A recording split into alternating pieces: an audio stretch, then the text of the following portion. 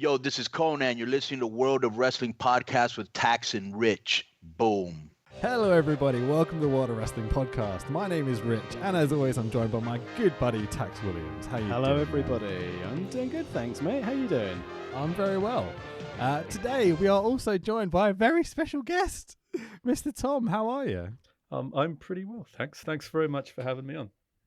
I thought about different ways to introduce you for this, and I was thinking Dungeon Master Extraordinaire was the way to go. What do you think about that? Well, it depends on what the individual listener's experience of the term Dungeon Master is. Kevin Sullivan. Sullivan, my son. Tom's actually reforming the Dungeon of Doom. When we can get wrestling back, 2021, Tom's going to be there with the Dungeon of Doom. I feel like it's something the industry has been missing for too long. I look forward to who you're going to book as the Yeti. We would both agree on that front. We love terrible WCW from '94 and stuff. We're big fans. So I guess we should inform our lovely listeners who you are, Tom, because we have known each other for 6-7 months now, but never actually met in person because of this stupid, dumb COVID bollocks that we have to deal with. Go on. That's true. Who are you, Tom?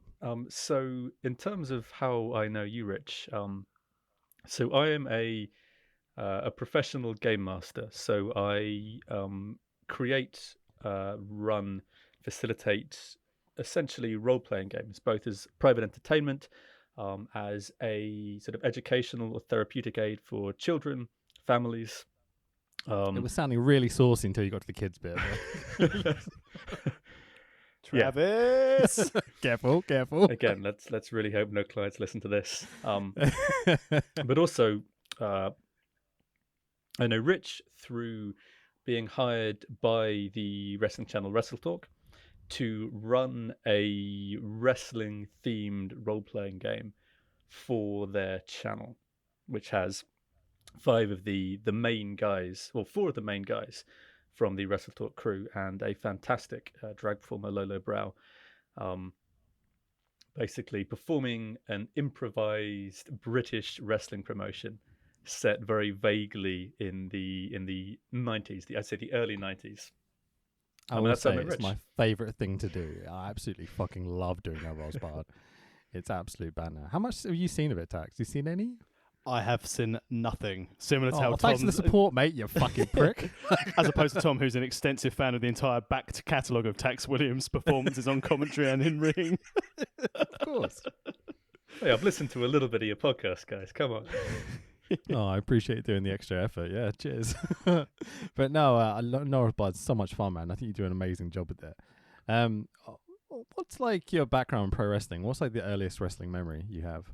So my very first, aside from being very, very young and vaguely aware of Hulk Hogan in the way that I think every single person in the West was vaguely aware of Hulk Hogan, I think I probably saw films like Mr. Nanny before I'd come across any actual wrestling programming. But the first time I actually experienced professional wrestling was on Channel 4. I think I was in my probably very, very early teens when Channel 4 was showing WWE programming at sometime in the early afternoon on Sundays.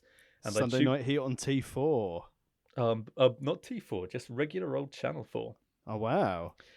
And I tuned in and just...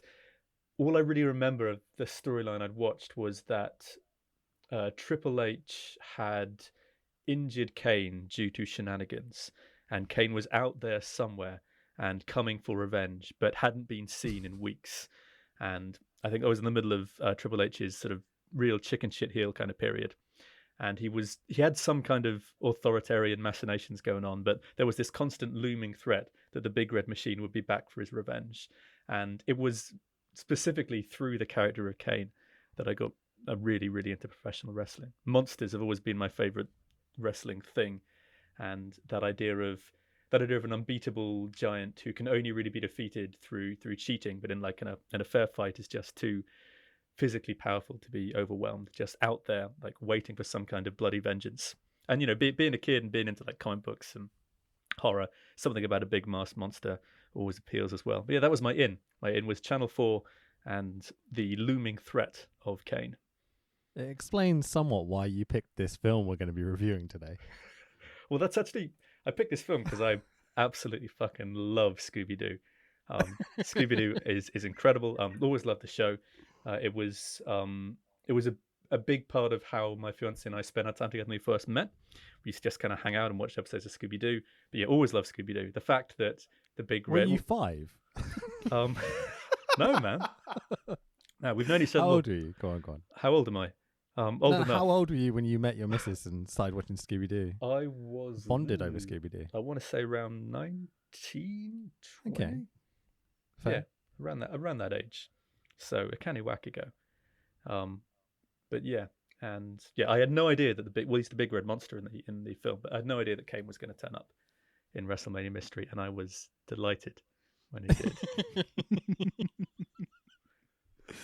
So I guess, is there anything else you want to say, like about like your wrestling history or anything? Tax, there must be something you want to ask him. I mean, obviously we're talking like early 2000s you got into it, but therefore if you would have watched when it was on Channel 4 as well, when they showed, I think it would have been Royal Rumble 2000, because I think that was one of the ones that Channel 4 showed as a pay-per-view. Did you watch the pay-per-views? Were you aware of them when they came on Channel 4? I don't think I was aware of pay-per-views at all. No, I think the only stuff I watched when I watched at that age were, I'm not sure how far behind the program in the US they were, but whatever was shown in the afternoon. But no, that was my pure experience of televised wrestling was just that stuff on Channel 4. And then I went on a wrestling hiatus for a while. I didn't really get back into it until I was in my, I want to say, mumble. I have fond memories of Channel 4 wrestling because after I'd left school and dropped out of uni after 6 days, I was working as a pizza delivery driver.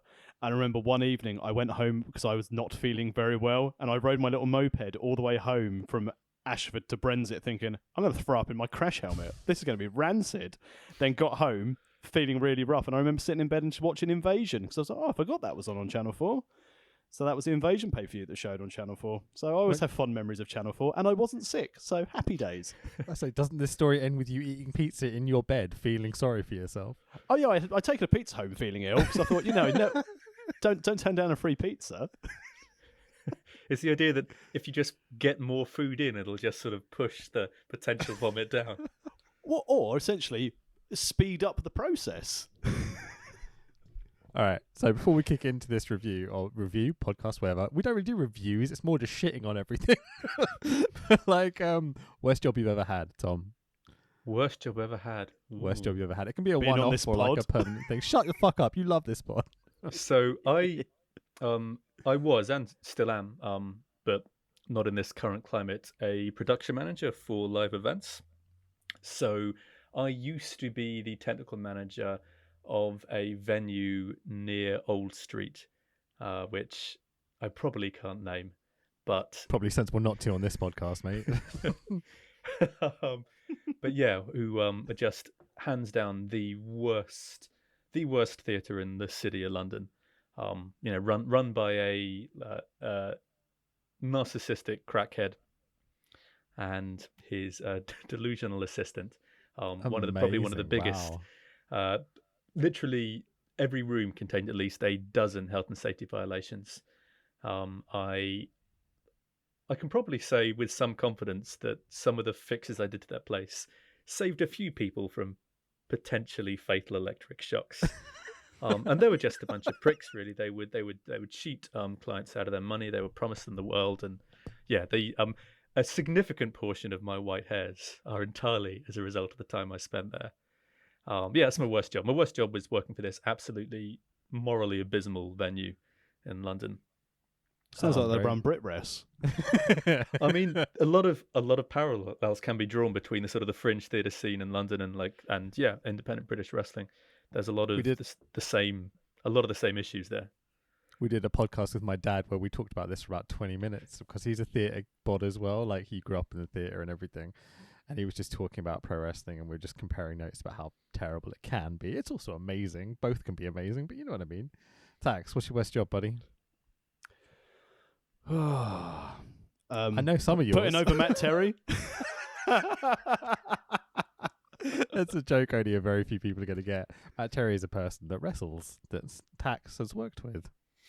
I worked for a very much lovely cowboy accountancy practice in my early days, including the man during an interview who really fills you with confidence, who just said, and he always for some reason called me, well, not this name, he was Taxi, my real name, but EY afterwards. So you go, Yeah. Taxi, you see, the problem is, accountancy's like a production line. A cog will wear out, I'll just fire him.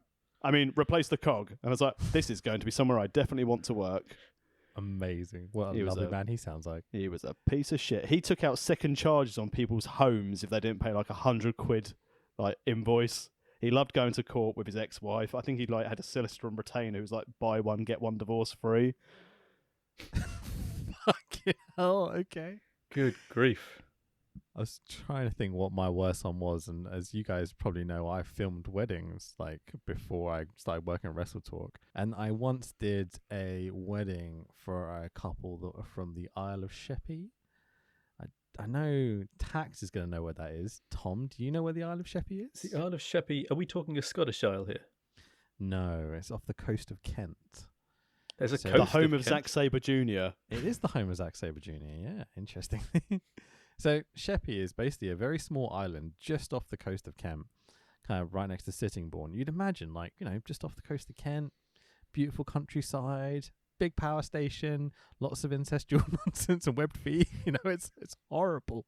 It's one of my most hated places, close to us. And basically, it's just full of terrifying people. Basically, you make a music video with the guests at the wedding, so you get them sing a line of the song, and then you edit it all together as a big video package.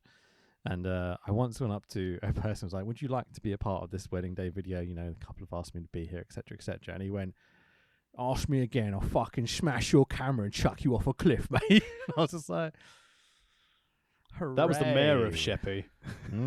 Yeah. But this was how all these people were. It was a horrible, man. It was 60, 70 people all like that.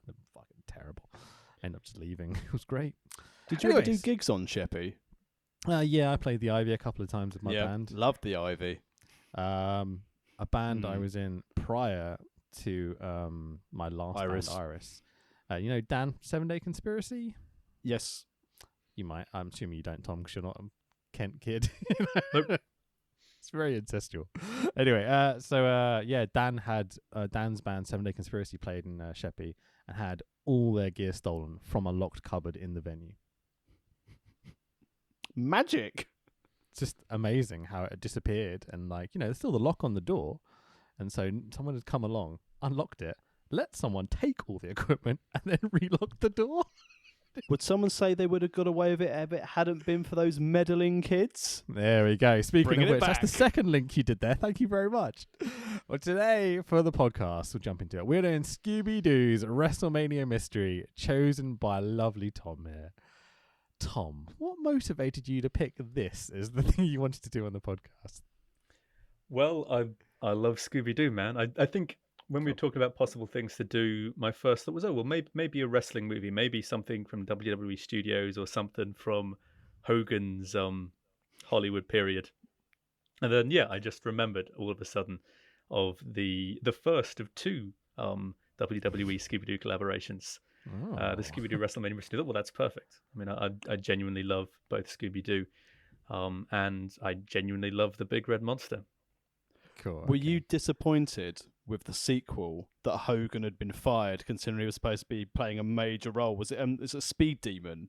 Was Hogan supposed to be in Speed Demon? Hogan was supposed to be in Speed Demon, and then he got fired. So then that's why you got the whole, because I think, was it Cody Rhodes through doing the research in this, Cody Rhodes, The Miz was back in the second one. It's almost like WWE going straight to DVD went, you know what would be a really good idea? This bad boy. I had no idea Hogan was supposed to be in it. I'm just trying to think now who from Speed Demon would have, was he supposed to do what The Undertaker was doing? Was he supposed to be the... I'm not sure, because I'll be honest, Tom, I haven't watched the second one. I did my detailed research, and the fact there was a sequel surprised me. But they announced it in 2014. So the film we're covering today that did so well on straight to DVD that they announced on the 15th of September 2014 that WWE and Warner Brothers, real Warner Brothers, were going to do their direct to DVD sequel And then Hogan was billed to be prominently, however, in July he was booted. Probably for the Mr. WrestleMania stuff, or was it the racism stuff? I think this was around the time of him being a massive racist. Oh, fair enough. Because it was 2015, where, you know, you've got to be careful who's listening, guys. You might get caught. Not, I'm sorry for being a massive racist. What a cunt. Jesus Christ. Jesus. So, we open in the forests of WWE City as we discover there are crickets, frogs, fireflies, and who emerges over hill yonder? That's gotta be Kane! Doing his usual walk to the ring backstage, but, you know, to the forest, snarling and growling. I've got to say, the animation of Kane's fucking brilliant. He's big, he's muscly, it's Glenn Jacobs I find a little bit lovely nowadays. He's a bit cuddly, you know, but this Kane is not. He's angry Kane. Glenn Jacobs is such a stand-up guy. I've heard nothing but stories of what a sort of a decent, respected, like kind of father figure he is to everyone in the locker room. He just seems to be. There's a wonderful moment if you've ever watched, and I really hope you haven't because it's dreadful, but any of WWE's Swerved show where they basically prank each other. I've watched a little bit, yeah. There's a bit where I bet Tax watched them all. Every last one. Every last one. So you knew it. You'll remember this when they give Paige a cattle prod and she's going around cattle prodding people backstage. And then she gets up to Kane, or Glenn Jacobs, and she says, "Can I shock you?" And he just looks at her and says, "No." She's like, "Oh, okay, sure," and she walks on. No one messes with Glenn Jacobs, man. My other Glenn Jacobs backstage story is something from Lesnar. Lesnar talked about how he arm wrestled everybody in the locker room, including Big Show, whose fingers were the size of sausages and could beat everybody. But the one person he couldn't beat was Kane. He said it was like trying to arm wrestle a tree. Kane probably cheated and just bent his wrist back. I don't think Glenn Jacobs would cheat, man. Glenn Jacobs is... Kane wouldn't treat. What are you talking about? It's way too lovely. Love him. I heard he's also a great dentist. It's an American politician. They don't cheat, right? They're good people. He's a mayor, and he's a new mayor, so I don't think he's got corrupt yet. A giant, seemingly cardboard cutout animatronic sign, a road sign, I guess it is, of Triple H tells us to take the next exit because it's just that good to WWE City. Miz is out for a run, bumps into the big red machine who snarls at him. Kane dismisses the Miz and moves on. So this is our opening sequence. I was intrigued, but just like, I haven't not much of an establishment plot or anything as of yet. Well, the Miz mentioned something about how Kane lost the title or was cheated the title in that scene, right? It establishes, I think, that Kane is heading to WWE City to reclaim some kind of wrong. Actually, question for you guys, because he's very much the comic relief who gets smacked around in this movie. At that period in WWE history, was Miz that much of a joke in the ring as well, or was he taken more seriously? When was this made? This would have been 2014. Oh no, so 2012 they announced it and they released it in 2014. So it was just before Mania 20... No, that's bad maths. I think it might have been the time, in all honesty, that Miz was in the title picture. I was going to say, wasn't he in the main event of WrestleMania around this time? Miz was doing his really gimmick on the mic at this time, because that's why. Because obviously, when he does this little thing with Kane, he keeps on going really. So he'd been to the top of the mountain, and he was still falling back down. This whole film does feel like it's a very Scooby-Doo plot and movie with some WWE stuff in it, rather than like a WWE thing that's added Scooby-Doo in as such. I think that's fair to say. Yeah, I think that's fair. It's definitely aimed at the Scooby-Doo audience. I think it's aimed about making the Scooby-Doo fans aware of the WWE. I think it's a gateway for Doo fans to get into Big Vinnie Mac rather than the other way around. Yeah, I'm not sure it was aimed at me, I'm going to be honest. It was aimed at me for sure. Fucking love it. So we got our first match of the evening where Miz gets attacked by a demon fire bear from the depths of hell. It's. I thought immediately Kane-themed bear, right? Because it's all flaming and fire, but it gets pitched as the ghost bear as the movie goes on. I guess this is a Scooby-Doo thing there. We always have ghosts and that sort of like supernatural characters. But I don't know. It felt like a demon bear rather than a ghost bear to me. Is it just me? I thought that's where Warhorse got his gimmick from. Fair. Yeah. Tom? I see where you're coming from. It's got all the motifs of something more hell-based, right? It's got a sort of flaming head and flaming claws. It's the weird thing about Scooby-Doo where everything has to be a ghost. There's an episode in the very first series of Scooby-Doo, Where Are You?, where they're in the mountains and there's some kind of snow beast. And rather than just say it's a snow beast, that's supernatural enough, it's the ghost of a snow beast because it's got to be a ghost. So I figure that's why it's a ghost bear, because it just has. There's something in a monster's contract for Scooby-Doo that you've got to be a ghost. And also, it's impossible to not have a Scooby-Doo thing where he goes, ghost! Of course, yeah. I have to establish the fire demon bear because I have jokes about that later, so I'm just throwing it out. Foreshadowing. So with a little bit of Triple H interference, the cardboard cutout sign thing, the road sign, the demon bear wins via KO. I can say that. Shut the fuck up. So epic movie titles. These are really nicely animated. The music is fairly decent for most of the stuff we review. Usually it's shit. So, but Scooby-Doo, this is good. I have a slight issue with the lyrics. Because we get the ba ba ba ba ba ba ba bit at the beginning, and then the lyrics go, "Are you pumped and ready? Hope you're not something Sassetti." I didn't get that bit. Let's go make some history. Just like the attempt at rhyming these words that don't rhyme. I don't know. It drives me crazy. Is that a personal bugbear? Absolutely. So this is produced and directed by Brandon.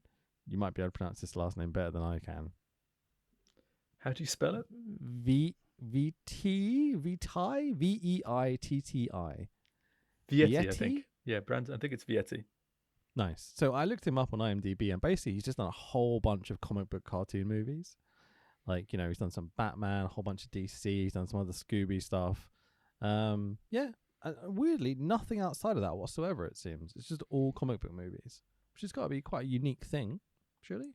Well, I think there's something about the voice, I think sort of the voice acting community, the animation community, where some people end up just not stuck, but sort of carving a niche into a certain kind of genre.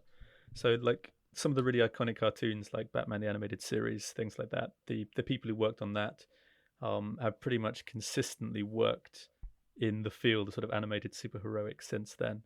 I understand only very little of that particular world, but I think like anything, that it's...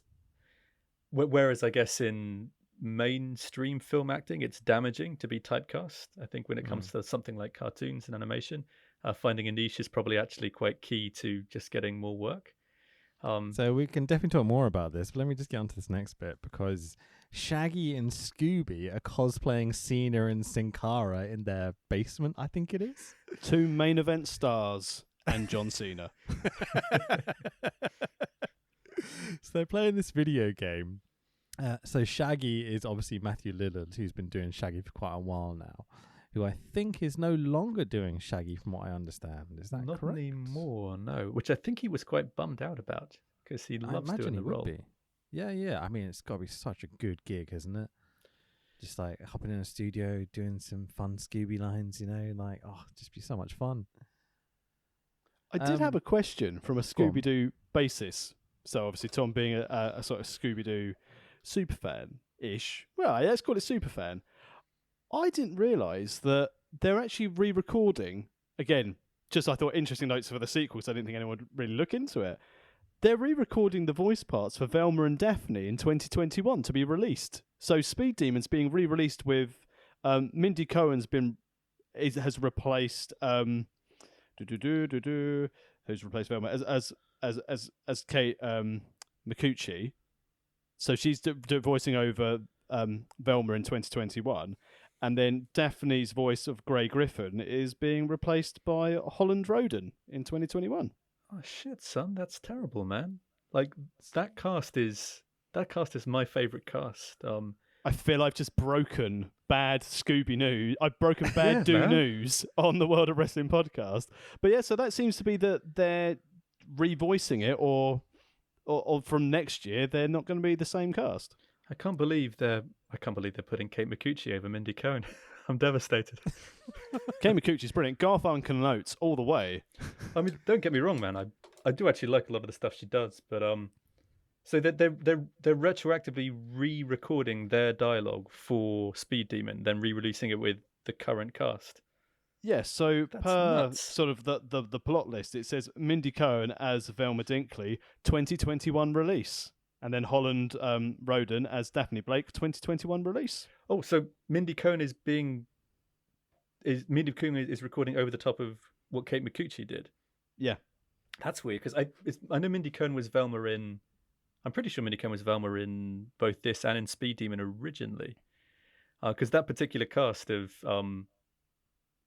like Matthew Lillard, Frank Welker as Fred and Scooby, and then Mindy Cohn and Grey Griffin have been that way for a long time. I'm gonna have to look into this, man. This is, oh man, breaking news. You've damaged the very foundations of the world I hold on to. I mean, unless I realised that you're a super fan and actually went onto Wikipedia and completely messed with the edit of who's doing the voice acting. Who would do that, man? That's.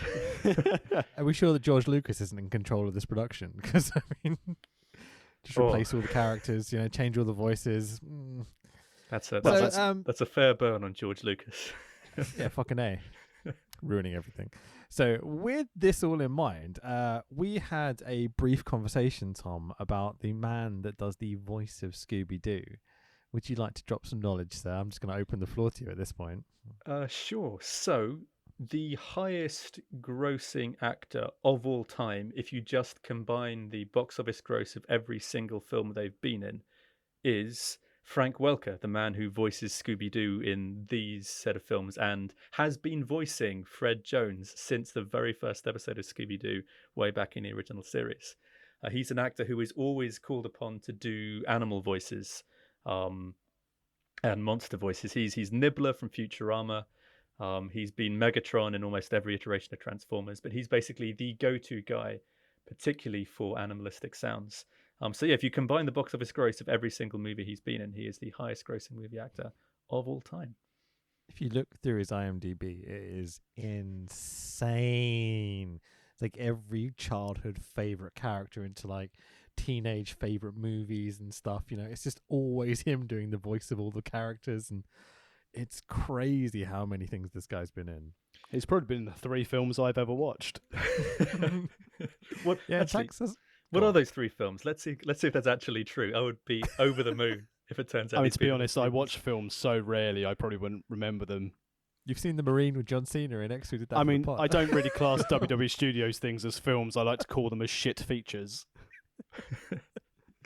Fair point. I would say John Cena's acting in The Marine was probably less wooden than his voiceover work is in this movie. So, hey, I think John Cena's good in this, man. I feel wooden like shut up, Tom. You're wrong. You don't know what you're talking about. I feel like John Cena is a man who always knows exactly what his job is, and he does that exact job exactly how it should be done. Yeah, it's called calling it in. Man, I have no complaints on John Cena in this feature. I think he plays the wooden wrestling character of John Cena with the trademark. So John Cena. Yeah, the trademark flatness we know him using in the ring, he uses on the mic. I am the director's no like, can we have a bit more John Cena on that? Can you be a bit more John Cena? Oh, okay. So Shaggy and Scooby, we're going to have to jump ahead. We have to skip loads of stuff here because we're well running behind. Raggy. So Shaggy and Scooby-Doo are doing their video game, and Scooby learns the dance that he has to do in the game to win, which comes back a lot later in the film, so we need to put that in. Everyone loves a dance-off, to be fair. So Vince cuts a promo on Scooby and Shaggy. They won a trip to WWE City in the video game. Just imagine a city designed by WWE. It's Vince's wet dream. It's like big racist, exploitative, horrible city. Well, we'll get to that at the end. Jesus. Well, it's mostly just hotels and restaurants, isn't it? It's all hotels and restaurants, and then the training camp. I mean, this city looks a bit like kind of, a camp of sorts, where there are lots of individual shacks and lots of fencing. Just put it that way. It's almost like they had to take WWE Slam City and also Kemp WWE and just merge what they had already on the network into this film. How did the dates work out on that one? I have no idea. I think Camp WWE is. I think it's more recent. I feel like this is the movie where they realize that actually Vince McMahon has missed his true calling as a voice actor. So I genuinely He's think fucking great in this. He's really he's an good. amazing voice actor. We very much all agree that Vince is one of our favorite commentators. He's one of the favorite promo guys. He's generally one of my favorite wrestlers, I would say as well. All his He matches just can't are book anything for brilliant. shit. Yeah, that's the problem. He doesn't know how to book. But apart from that, he used to know how to book. But he is, as an in-ring performer, he's the best heel in WWE history for sure. Fucking A. So Scoob and Shaggy convince the crew to go to WWE City because it's WrestleMania, apparently. The crew aren't really into it, so they have this sequence in this diner. It's kind of fun. They've got this photo sequence where they show all the times they've dressed up in different parts. And there's a really funny bit to me that I don't know how this was meant to go in, but it came off to me like this. Was they joke about Scooby as getting milked, or was it Scooby almost got milked? And surely that's a dog wanking joke, right? It's definitely feels like the movie is skirting the line with jokes that the parents will get, but will go over the kids' heads for sure. Well, again, this was the first Scooby film that was PG, wasn't it? Oh, okay. There you go. Dropping some knowledge. I like it. Look at the Which research. I just seems watched to it and be- wrote silly notes. I had to do some research. So I didn't have to watch it. But the PG element, I think, is because of the wrestling content. Because while obviously Scooby-Doo is going to have the mystery and the finding out who did it at the end, there's no actual real fighting. I mean, there's not really much real fighting in here, but at least there's some degree of violence. Yeah, I'm trying to think, is there ever a fight? There isn't. There's just lots of chasing and stuff. There's wrestling. Yeah, there's actual wrestling. Also, going back to that scene at the start, they PG-ify the choke slam, where actually Kane just grabs Miz by the cheeks instead and lifts him up. I love that. I love seeing the PG-friendly choke slam. Like the face slam almost, you know. The cheek slam, I'm calling it. It's like the Iron Claw from the Von Erichs, you know, but with a slam. It's great. So the gang have some really interesting logic to try and convince themselves to go to WrestleMania. I think we'll skip over it a bit, but blah, blah, blah, blah.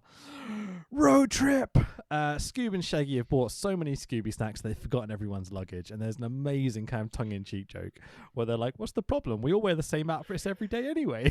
And that genuinely got a laugh out of it. Best line of the movie. It might be. It's pretty good.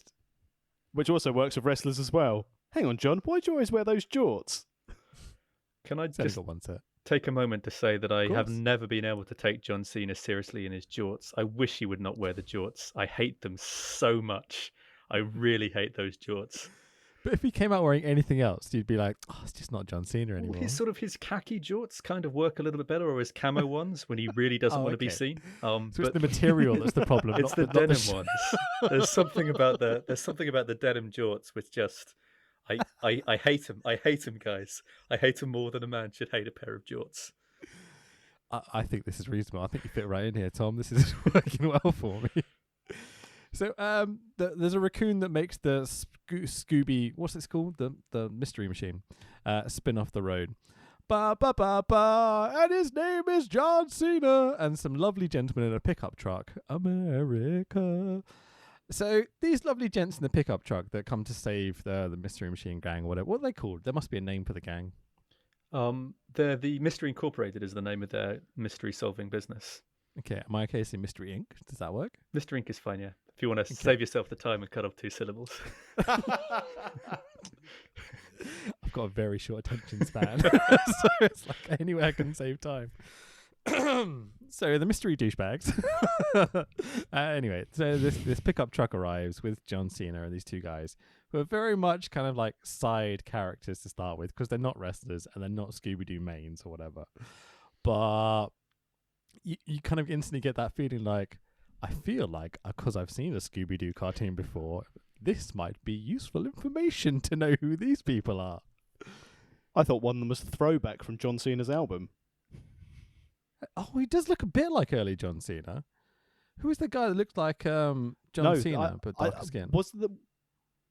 No, but I thought there was someone on his album called Throwback. Therefore, this joke has been completely ruined if that wasn't the name of the bloke on John Cena's first album. So let's move on.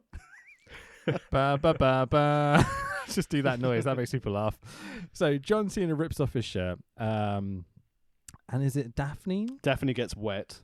Yeah, just like me. God, John Cena, sexy boy, isn't he? Not cartoon John Cena, but Daphne, the reason why Nikki Bella and John Cena never got wed. What a whore bag. She really yokoed that relationship. I particularly like after we see that little fantasy dream sequence of Daphne's imagining her next to Cena, you then get that really nice fantasy that Shaggy and Scooby have of standing with them, but both being equally muscular. That really made me laugh, man. Super silly. So the raccoon steals Scooby snacks, and runs off into the wood. We get the Scooby cartoons into a tree. It's really fun, you know. Then we get this demon tree sequence that is actually Scooby coming up. And we got our first zoinks of the movie. I was like, yay, he said zoinks. This is the first time we get introduced to our white supremacist of the movie. Dutch Mantel arrived. So it's a woodsman with a shotgun. America. He's full of white supremacist militiaman, Unabomber type angle, you know? Beautiful handlebars, though. Yeah. I really like that guy. Like, I just saw him as a guy who didn't want WWE City impinging upon the woods. I saw him as more of kind of like a survivalist kind of hermit kind of character who just wants to live alone in the trees, away from everybody, and just resents WWE City for encroaching on his land. I liked him. I felt a kinship with him. When I call him a Unabomber, that's not a negative thing. No, I mean the killing people bit, you know. I think everybody likes the Unabomber, Rich.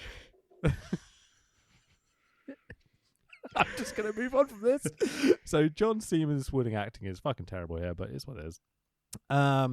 Cena gives Scooby and Shaggy some tickets for tonight's show. Cut to a WWE house show. So this is the show before WrestleMania. It seems an inconvenient idea to have a house show like the day before WrestleMania. Seems a bit I think it was Access. Let's claim it was Access. So there is one massive issue with this sequence. We have Michael Cole on commentary. Boo. Boo indeed. We are not fans of Michael Cole here.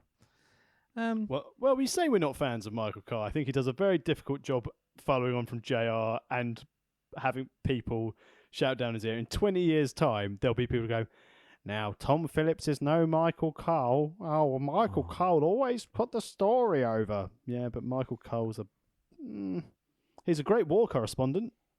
I just can't stand the tone of his voice every time he talks. I'm just like... I do have some sympathy for Michael Cole because I know that Vince is barking in his ear the entire time he's trying to do his job. Like constantly sort of throwing lines at him that he has to deliver because Vince thinks they're the funniest thing in the world.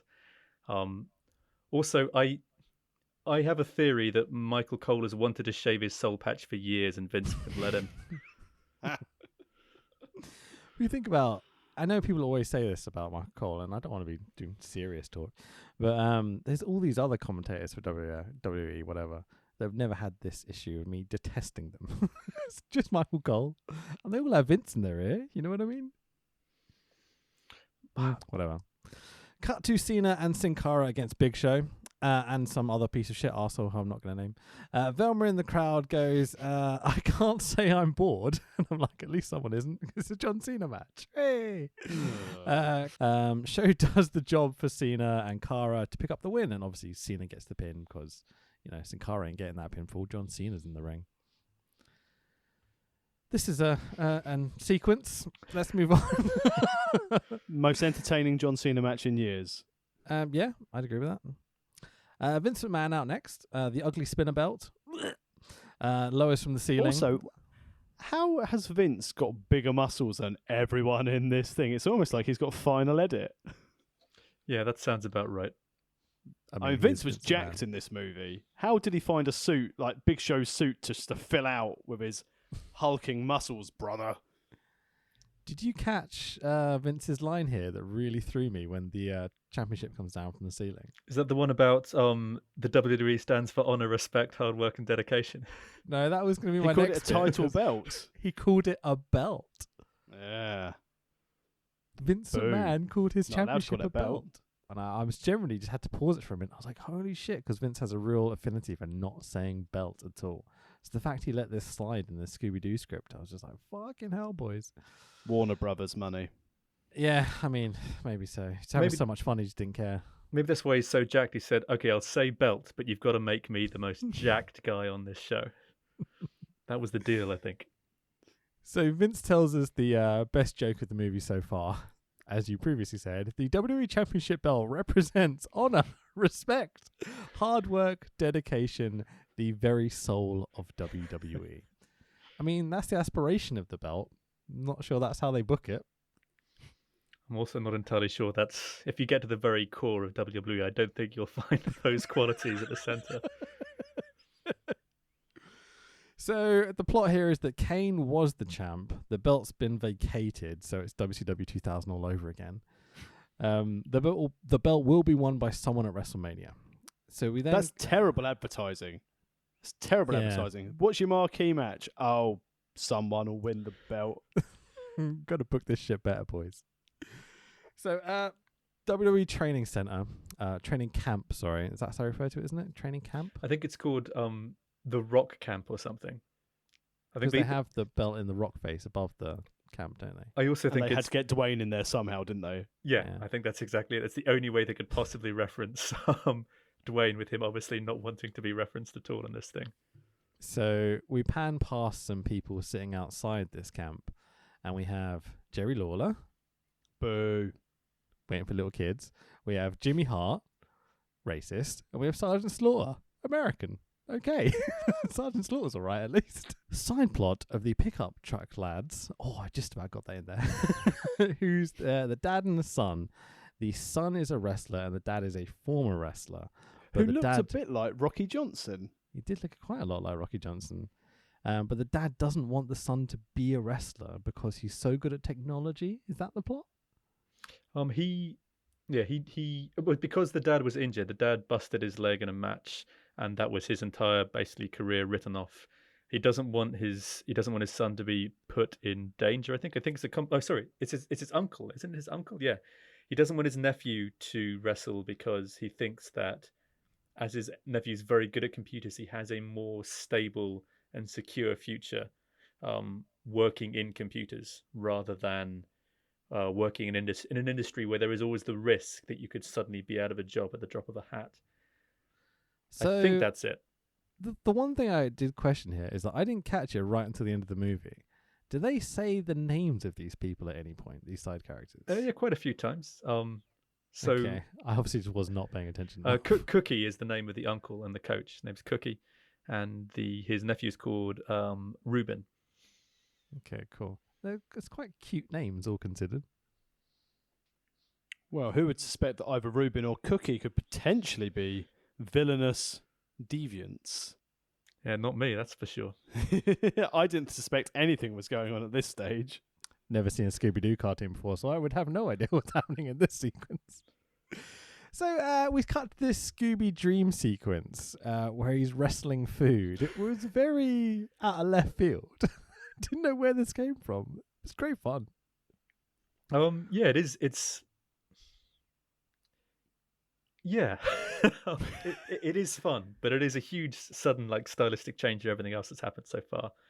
I guess it's a fun idea and it's in there, so I guess that's it, right? Someone had seen Aqua Teen Hunger Force and gone, I like those characters, let's get those in somehow. It does have that kind of Aqua Teen feel, yeah. I don't know what that is. It's over my head. It's an Adult Swim cartoon about a bunch of surly fast food items. Meatwad. So this is basically a vehicle to get Scooby-Doo to wake up and jump into this scene with the demon bear that reoccurs here. Ghost bear. As you might expect. Sorry, ghost bear. I'm saying demon bear because it feeds into my joke later. I'm sorry.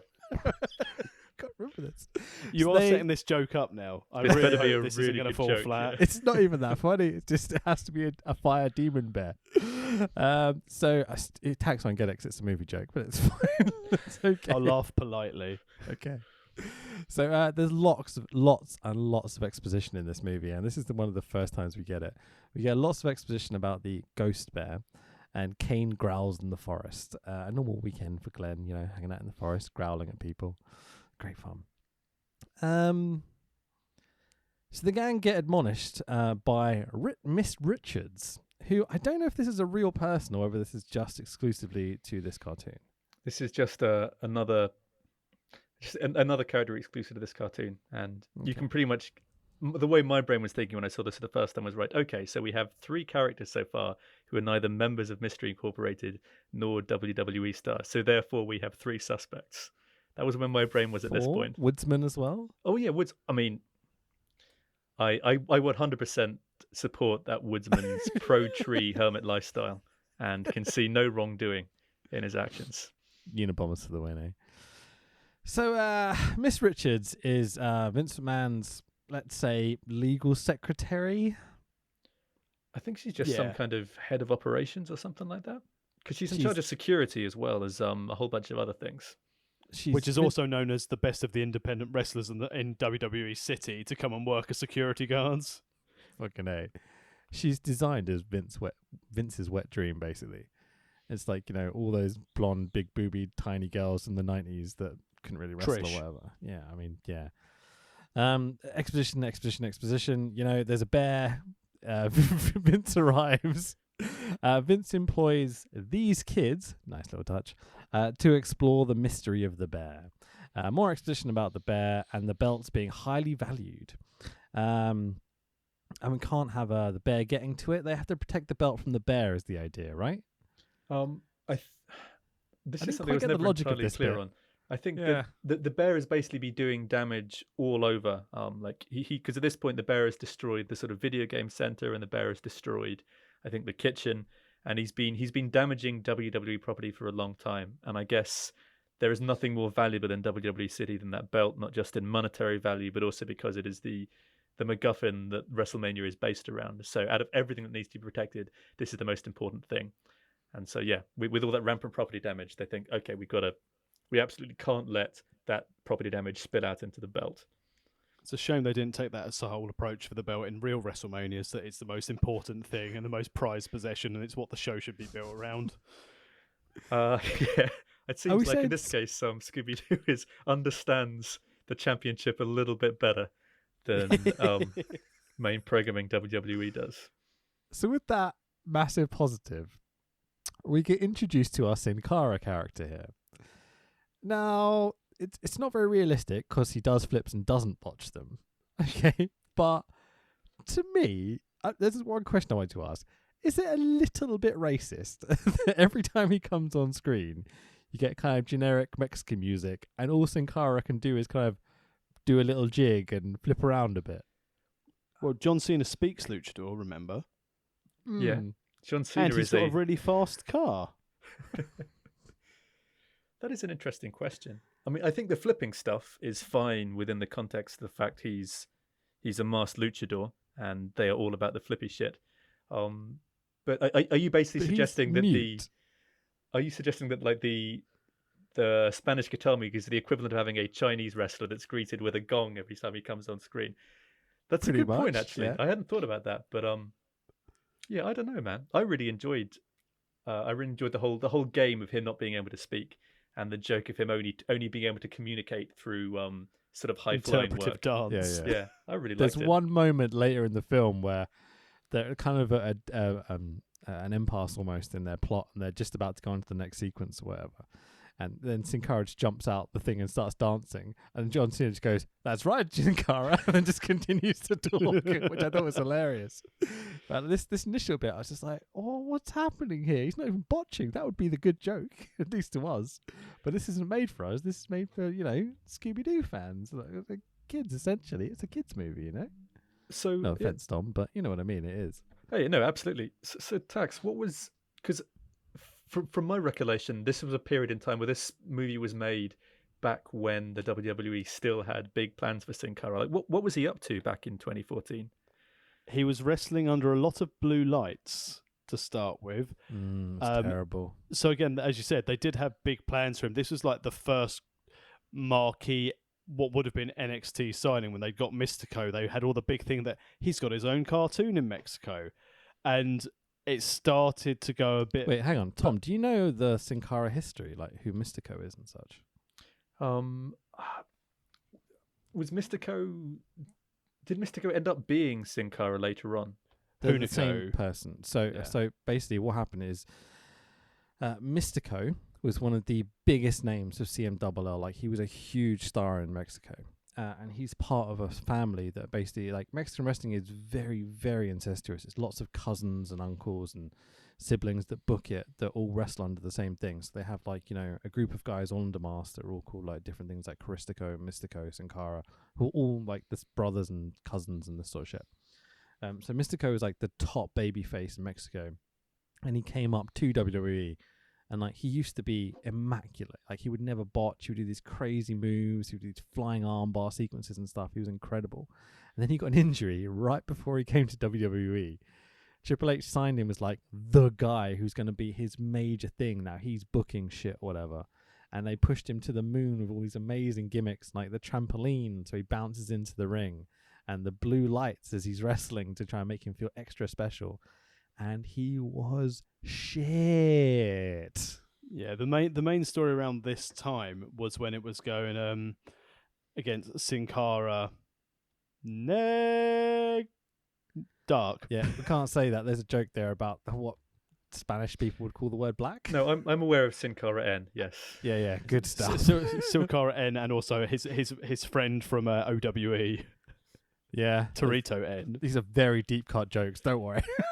But that was when they realised that Hunico, who was playing Sin Cara N, was actually a better luchador for the WWE style. So they binned off the actual original Sin Cara under the masks, fired him, but kept the character because they owned the Sin Cara name, wanted to sell the merch, and put Hunico underneath the under the hood. Who was less botchy, but apparently a nightmare to deal with backstage. There's been many stories about his attitude and stuff. And his mate Camacho, who was a tag team with in NXT, was just left to rot, basically. Poor Camacho. There's an amazing extension to this story where the guy who was Sin Cara, who was also Mystico, went back to Mexico to wrestle after being fired by WWE or whatever, but someone else had become Sin Cara. Sorry, become Mystico. So Sin Cara went back to Mexico and couldn't be Mystico. So he had to become Caristico. And then he teamed up with his essentially sibling or whatever. And then there's a third one who's part of the family who's got a similar name. And then one of them went to the other Mexican promotion, which fucked it all up. So then this one became Mystico again. It's just like so funny, man. Like, it makes no sense. It's so dumb. Trying to keep track of it is impossible. That's wonderful, man. It makes you think. Do you think Vince, after the whole like replacing Sin Cara under the mask thing, do you think if Vince could retroactively go back in time and make Diesel and Razor Ramon mask characters, would he do it so he could get away with the fake thing a little better? Probably. Nah, Vince doesn't like masks though, does he? Only that they sell money. Yeah. They sell money, sorry, they make money. And they also Dominic Mysterio under one scene, we'll know that he's okay with it again. You know? Well, the beauty, I think, for the thing that Vince might like about it is the fact that it makes it much easier to own the character and be able to keep the character when the person goes, right? I'd love it if he just basically, when Ray retires, he puts the mask on Dominic and he just goes, no, that's Rey Mysterio. Hang on, hasn't he grown? No, that's always been Rey Mysterio. Yep, we'll put the mask on Cain Velasquez and no one will know the difference. They'll look the same then. You know? So, coming back to our story here, we get Sin Cara's basically history in Mexico of his granddaddy wrestling a bear. And I'm like, yeah, so what? Tracy Smothers did it. Stu Hart did it. It's just wrestling a bear, you know? This is a fun little sequence, but it's really unrealistic because Sin Cara does all this flipping around, doesn't botch once.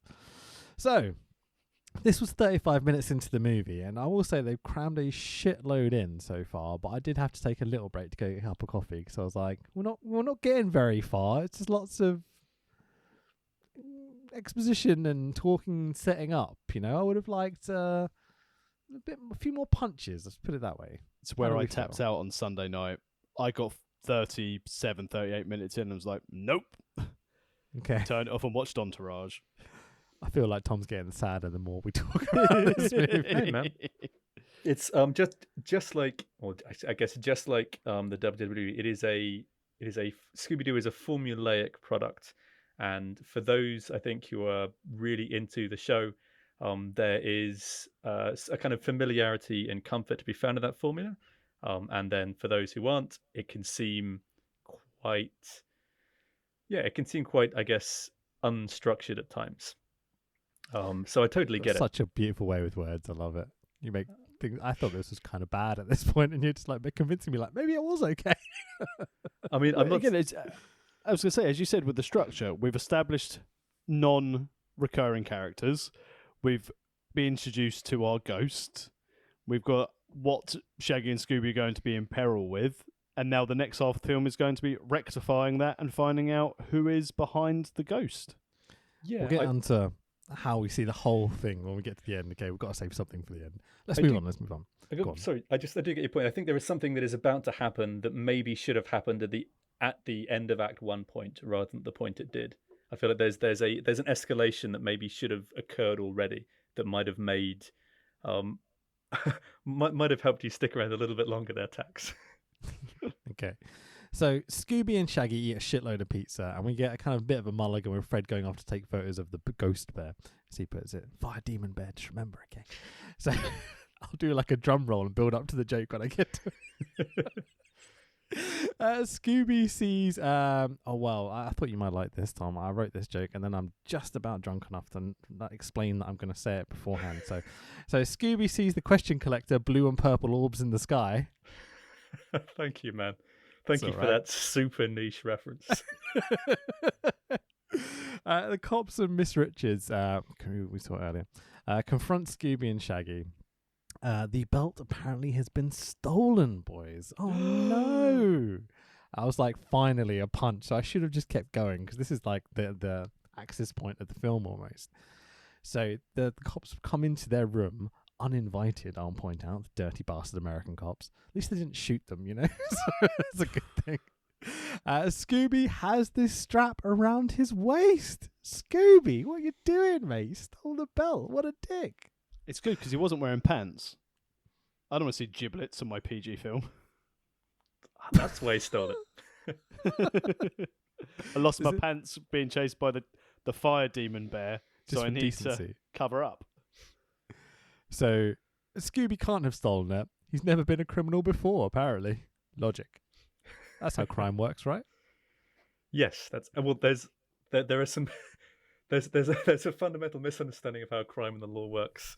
I think the next 10 minutes are all huge legal snafus, but I guess they're not real cops, right? Because they have the WWE logo on their badges. I think they're WWE City Police. Okay, and they're bound by wrestling law, which is a bit more relaxed. I guess we're getting to. So Scooby does a whole Tom Cruise sequence, like in a dream sequence, I think it is, where he does the whole Mission Impossible coming and dancing around the lasers. And they've got a video, don't they? That's what it is. Yeah. They've got CCTV of Scooby stealing the belt with all this kind of laser stuff. So we get sad Kara rather than Sing Kara. He's a very sad boy. You can tell because he does this with his face. Even though he's wearing a mask. It's great for audio podcasts. Scooby gets arrested, off to dog prison, I guess, you know. So the gang have to go save Scooby. Can he do that, Joey? That's a fair point. Yeah, absolutely. So the gang do the here's where we explain why you're an idiot bit from the cartoons. Really, really fun. Scoob's been post-hypnotically programmed. Tom, do you want to explain that one to me? So isn't the idea that the victory dance sequence that he has to perform in front of the motion WWE game that he plays at the start, the moves in that sequence are which they've just got on tap, by the way. They recorded the video, obviously. Yes, which seems like a massive infringement of privacy. But yeah, that move sequence happens to be the exact sequence of movements you need to get through the laser security system guarding the belt. I thought it was that they were so different that they knew it wasn't Scooby because he danced differently. Wasn't that the idea? Oh, he danced the same. He danced the same. Basically, the dance sequence you have to learn. Right over my head. I'm way too dumb for this film. Yeah, the dance sequence you have to learn in the game is basically it's subliminally training you to do the precise movements you need to avoid all the lasers.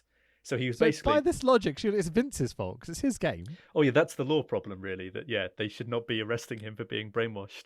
nor should they also be arresting Shaggy because he owns the game.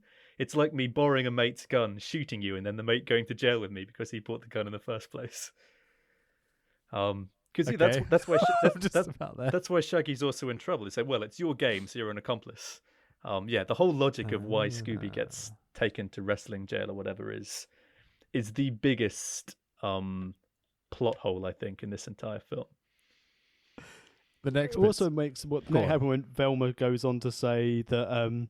So obviously you can see it wasn't Scooby. It's like he danced exactly the same. Velma. They put it next to Sin Cara doing these moves as well. So I'm like, does Sin Cara play the game? Is he Scooby? I'm very confused. Well, it's the Sin Cara they put it next to is the in-game Sin Cara that Scooby was controlling at the start of the film. That's where I've got lost. Holy shit. Okay, brilliant, cool. So the next bit is incredible logic. It's just fucking brilliant. So this is just so Vince. It's unbelievable. Vince tells us the law is that if you break the law, you can have a match in the ring, so trial by combat, right, to prove your innocence. I'm like, someone call the Mountain or Kane in this case, because this is perfect. Trial by combat is the way forward, right? I think that's wonderful, man. I feel that's the best bit of sort of wrestling inspired world building in this whole show. The idea that, because that's the beauty of professional wrestling, right, is that no matter what your dispute or feud is, whether it's sort of personal or like monetary or whatever, it's always settled in the ring. That's the whole thing, right, with pro wrestling, is everything is settled with a fight, no matter how stupid. And I love that. I love that law. I love the fact that in WWE City, everything can be settled with a fight, whether you stole someone's car or, they're angry because you make a better spaghetti sauce than them. Like, everything is settled. Everything is settled with a fight. I love that. Wasn't that the Booker T Christian feud for WrestleMania that he's supposed to Booker T Edge was the hair product thing. Oh, that's the one. So it's legitimately happened. I'm pretty sure as well that this is why Retribution are kicking off, because they didn't get the opportunity when Scooby just walked into a WrestleMania main event. Retribution has been ignored down in NXT. Outrageous. Sorry, Slapnuts, Mackie, and whatever T-Bumder or whatever they've called them. They sound like villains from the Biker Mice from Mars. Yeah, Modovinian Throttle's sibling offspring. God, all their little Bane masks. It got the trigger! Fight the trigger! Sorry. And there's Mercedes Martinez and Mia Yim, but we decided not to ruin their careers just yet and give them shitty names. It's not great. So the point here is that the gang either have to prove that Shaggy and Scooby are innocent or it's trial by combat. You have to get in the ring. Great little setup. So our side characters from early, Cookie and Ruben. Thank you very much, guys. Obviously memorable.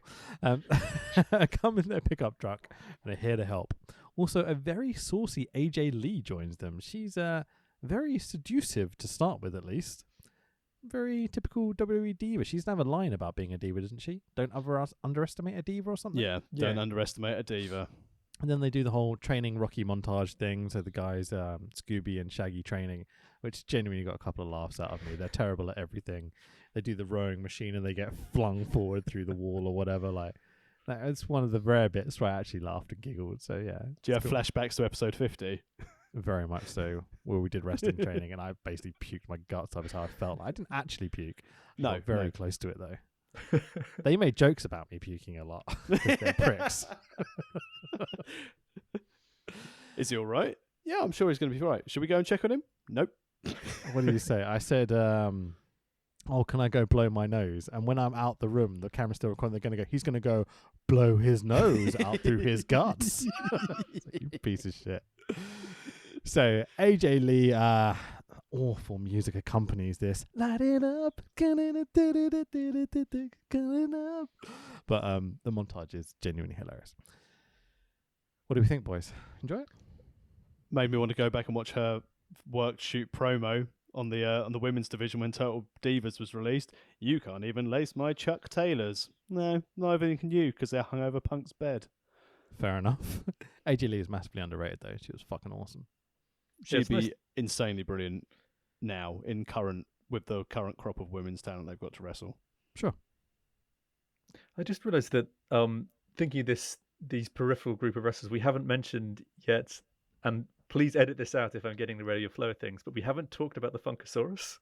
Oh no, we haven't because with the really bad Naomi and Cameron for the dancing as well. It's like we can't put Naomi and Cameron in, so we should put two generic ladies dancing with Brodus Clay. didn't even realize like he has those one-liners where it's like going, "Oh yeah, Scooby, I agree." And you just jump to the next bit, and I was like, "I'm not writing that down." Normally with the word funk in it, he'll just respond by going funkadelic or.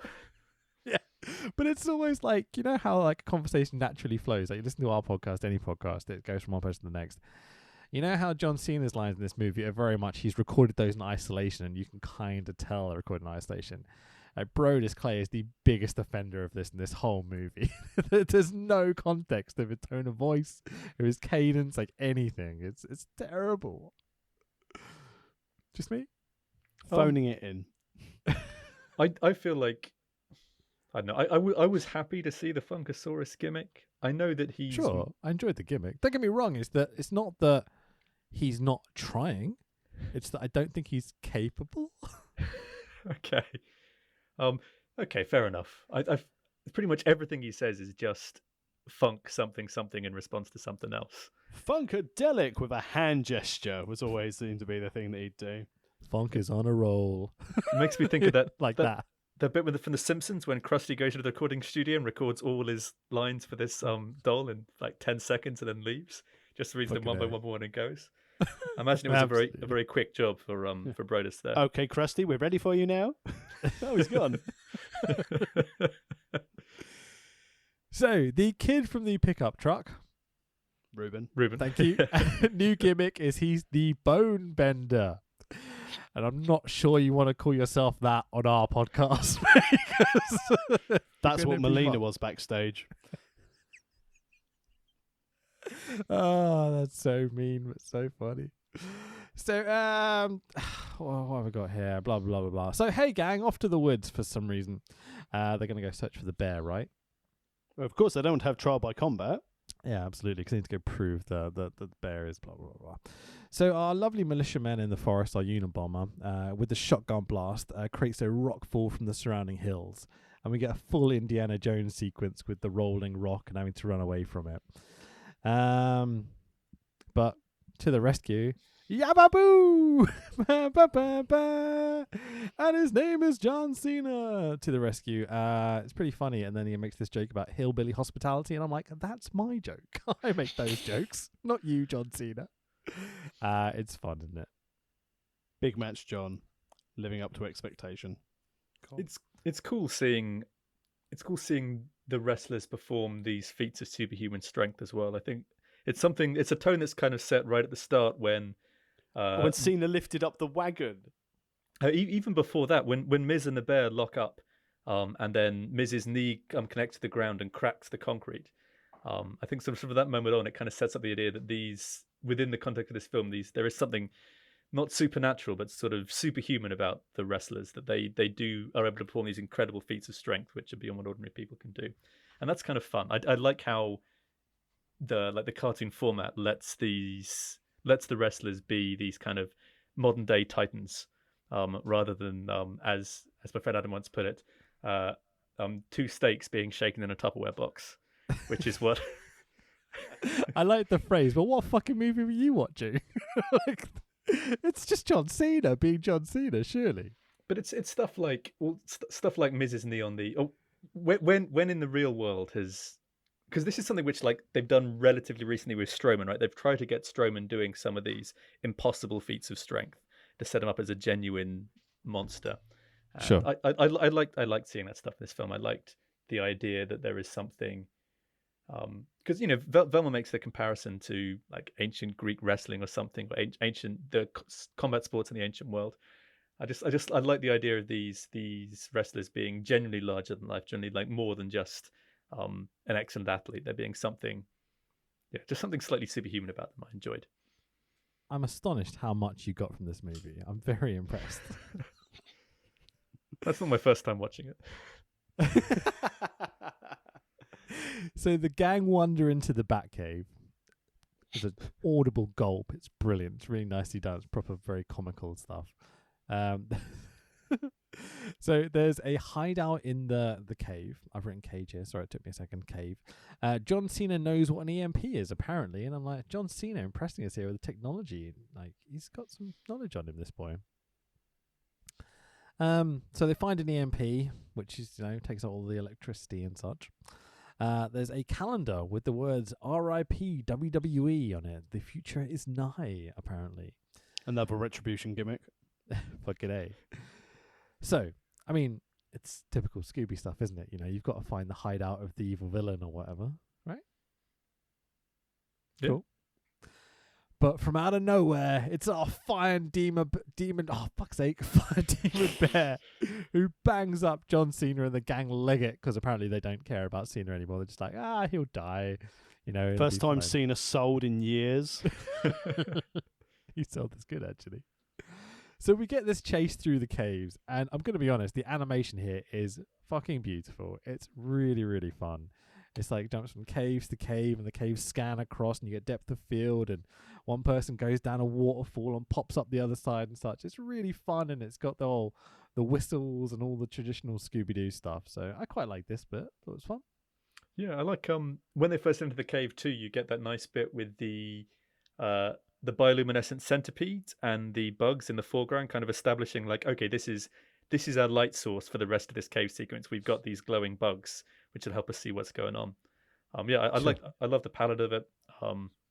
And yeah, I must agree. I had the same feeling. Like, are they just going to leave Cena there to die? That seems all right. If he dies, he dies. Don't worry, Tax. It's a movie reference. So the gang end up back at this hangout somehow. The cave. What do we call it? The bad guy's lair. Yeah, I think lair's probably fine. Secret lab. That's where he's got his like gizmos and his is it oxygen tanks? Yeah, there was all sorts of weird shit around. He borrowed it from Dr. Claw. Voiced by Frank Welker, by the way, Dr. Claw. Ah, there we go. So it's kind of odd in that when they arrive at this cave initially, they kind of walk 5 meters and they find the lair, and then they run around for 10 minutes essentially, and then end up back at the lair again. I was like, yeah, okay, we'll just skip over that logic, but it's fine. So we get a rubber dinghy rapids ride. This is really, really fun, like through the caves and how they escape. Shaggy and Scooby-Doo are riding John Cena. And there's a bear involved. Just need a couple of twinks and a twonk and we're there, baby. Gay jokes? No one? Okay, cool. Let's move on. The gang escape via a grate into WWE City. Everything is connected.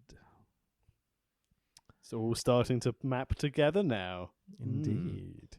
So the gang chatted Miss Richards again. Do lots of exposition.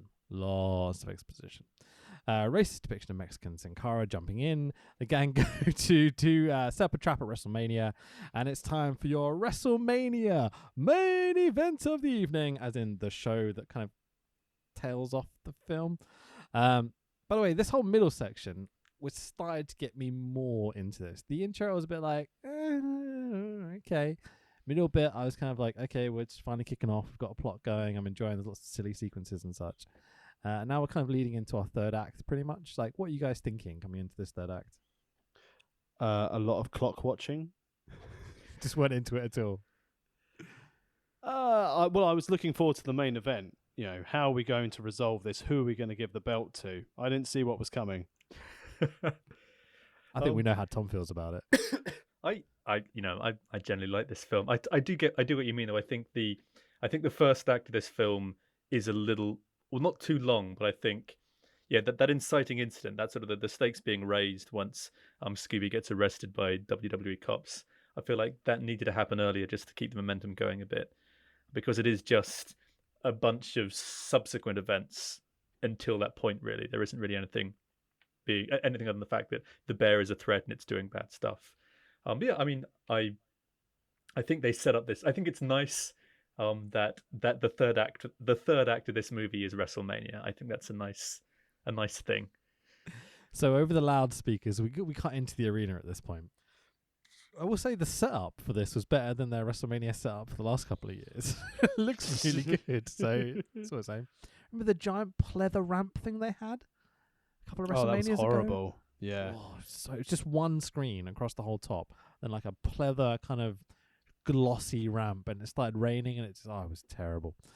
Anyway, so we get Kane versus Skinny Man and Dead Meat.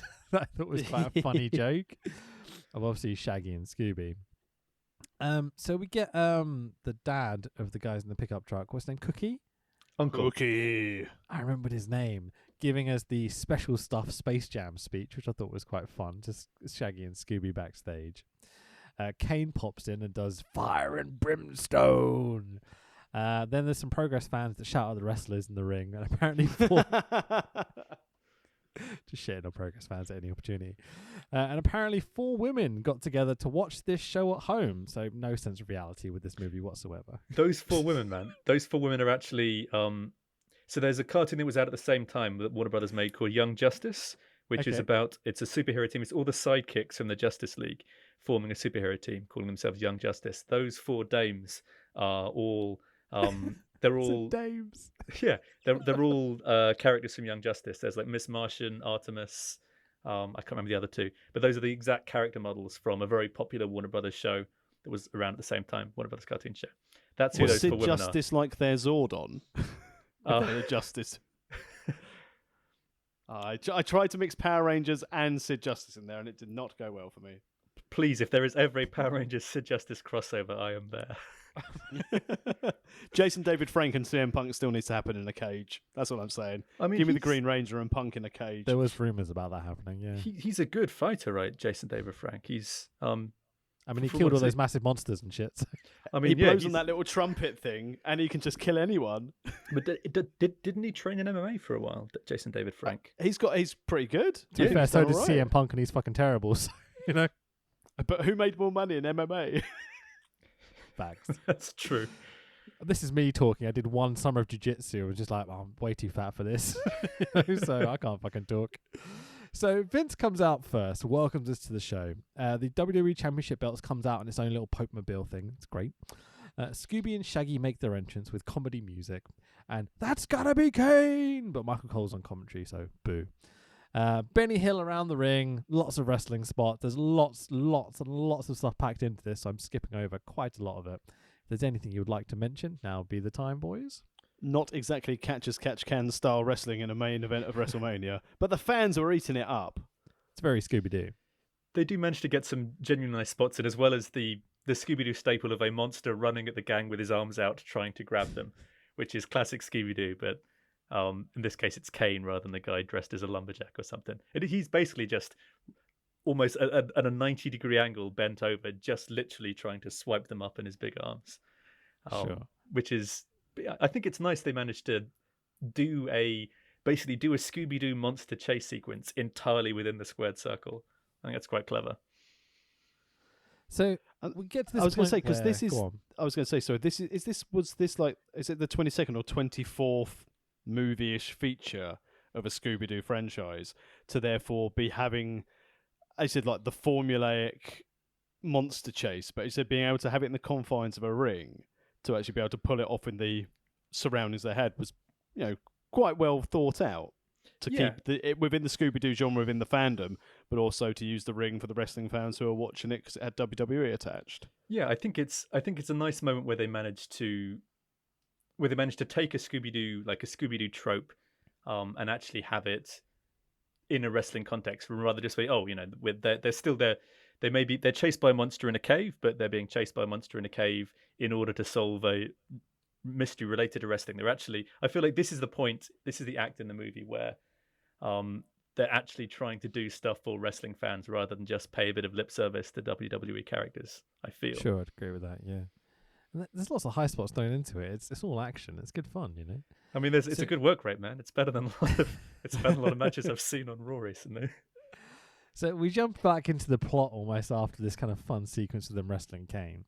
And it's basically about whether this belt is real, because Daphne has this theory that the belt is made from iron and is not the actual belt. I didn't quite get how she worked this out. Can anyone explain this to me? She's a smart cookie. But how would she know to check? I think they've checked absolutely everywhere in WWE City for the belt. Sorry, and yeah, I think they checked everywhere to try and find the EMP. That's right. And the only place they haven't checked, essentially, I think she has like a brainwave, like, oh shit, what if it's in the belt? I think that's what it is. I think she basically just has like a light bulb moment, and then she wants to test a theory. I think that's it. Not in Vince's ass or like, you know. There's already so much stuff up there right now. I don't think there's any room for a belt. Fucking A, man. So, the belt is made of iron, not gold, so it's not the real belt, it's the iron belt, and we've got trial by combat going on, so everything is connected. This is Game of Thrones. It's better than the fucking ending of Game of Thrones, Jesus Christ. So anyway, so Cena's slingshot Shaggy and into the belt, into Scoob. So the belt is a bomb? The belt has the EMP in it, so I think what Cena's trying to do is basically launch the belt out of the arena so that when the EMP goes off, it doesn't shut down the power and black out WrestleMania. I very much lost track here, I'm going to be honest. I think that's fair. It happens. Okay. The power goes out. Sabu! It's not Sabu. No, it's just the bloody fire demon bear thing. The fans panic, as you might expect, but you know, let's not panic the general public, eh? Something about Trump. Joke. Anyway, so it's okay. Some random jobbers and the gang have some green flares. And then Brodus Clay delivers another terrible line. Yeah, that's so the EMP is the thing. The EMP is the thing that shuts out the power, and like he's seen as trying to catapult it out, but it collides with Scooby, stays in the ring, and then when it goes off, that's when it shuts the power out. So you know how the jobbers and the wrestlers around the ring, the kind of B characters, let's say, will have these green flares and they put them up in the airways. The fans are like, oh, we can see now. Yeah. A flare doesn't generate that much light, right? And surely they'd be like concerned that there's no power anymore and suddenly there's wrestlers with flares. I know I'm trying to put logic to something that doesn't necessarily need logic. First of all, it's don't ever choice. downplay a wrestling event when the power goes out. You've never seen so many resourceful wrestlers at that show that I was at when the power went out. Biggest pop I've ever had. The footage of Will Power singing his own music as he's doing his entrance is one of my favourite clips ever. It's really funny. That sounds incredible, man. What happened? We would. It was in February. It was our last show before the plague hit. And it was one of the big storms in the venue we're in. The power went out at the interval. So the venue basically came over to the promoters like, we're happy for you to stay as long as everyone stays in here. And they let us carry on the show, but with no lights, no music, no live mic. So what was essentially going to be a potential end of career, last run moment for me on a live microphone end up with no entrance music.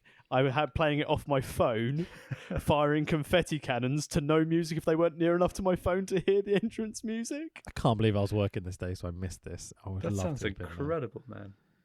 Yeah, see, this is what real wrestling's about. And again, the fans who stuck with it, they helped everyone. They were really into it, and you know, so wrestling fans understand shows with no lights. Bringing it back to the movie. Fair point. So, drum roll, please. You don't actually have to do it. So, Shaggy encourages Scooby to do the video game to take on Kane. So he does the whole dance sequence he does. And then there's a demon bear running around at the loose at the back. Shouldn't someone be calling animal control or, you know, Gandalf? Hey, it's not even funny. What? Why Gandalf? Because he's a fire demon. So Gandalf is the one that, like, you shall not pass, you know? Fire demons. Oh, this is like a Balrog joke. Oh, man. It's all about setting up a joke the whole way through the podcast that you know is terrible. So when you get to it, you get that reaction. I haven't seen a move that oversold since Shawn Michaels, man. Yeah, I know, I'm the best, aren't I? So they hit the power generators and Triple H pulls a giant lever. Jesus! I had to get that in. They trap the bear. The bender is here, camply, to grab with the bear. The bone bender? Yeah, sorry. Anyway, I've lost track completely. The bear makes its way to the ring, and Cole on commentary calls this new match a cage match, even though it's got a fucking roof, so it's blatantly a Hell in a Cell. Michael Cole is the worst commentator ever. So it's a 4-on-1 Hell in a Cell match. It's a fire demon ghost bear thing versus, who is it? It's Sin Cena, Shaggy, and Scooby. And there's a fifth member in there as well. Who's the fifth member? Kane. Kane is still in the cage. Oh, of course. Oh, yeah, he is. But he's out at this point, isn't he? He's out cold, but he's still there. He's still there. So the bear sells us like a boss, to be fair. The 4 women we saw earlier high five at home while watching wrestling. Ridiculous. Scooby wakes up Kane. Kane fucks up the bear. Everyone gangs up on the bear. Poor misunderstood bear. Poor Katie Vick bear. There's a little bit, isn't it? Scooby hits a 450, a delayed 450, jumps in the air, waits, does the spin, then falls. Gangster. Really cool spot. The cell and the ring implode. Team abusing animals win via death. It was not great for ghost bears today. No. You did not have a good time. It's a bad day in the annals of ghost bears for sure. Sure. Bookies lost loads of money. I think the only time a ghost bear ever had a shot at the title, and this is what happens. I mean, he doesn't even get an offensive maneuver in the cell match at all. It's literally a squash where 4 dudes This is what they gang say up about on him. Vince McMahon. 5, Institutionalized racism to bears. They're never going to win the belt in our lifetime. What are young bears going to do? Young bears don't have a role model. He does manage to intercept. Isn't there a point where Sin Cara and Cena both basically try to do like a springboard something on the bear, and he intercepts them both midair? And that's when, because I think the bear manages to beat back everybody, and that's when Kane wakes up and turns the tide, which I popped for, by the way, like the Kane mark that I am. Him sort of waking up and tackling that bear, probably my, I say second biggest pop of the film. First being when Cena comes out of the water as a raft. Where they ride Cena down the waterfall. Yeah, the rubber dinghy rapid Cena. It's the best, isn't it? So the gang win. The bears lost. So trial by combat is all right. So Scooby and Shaggy are innocent by this point. They're off scot-free, right? Obviously standard. But it's Scooby-Doo, so we've got to do the last sequence. You've got to unmask the bear. What's the line that Fred always says? Let's see who this bear is or something? I don't know. He says the line. The dad from the pickup truck is the bear, guys. It's Cookie. Oh, no. Didn't see that coming.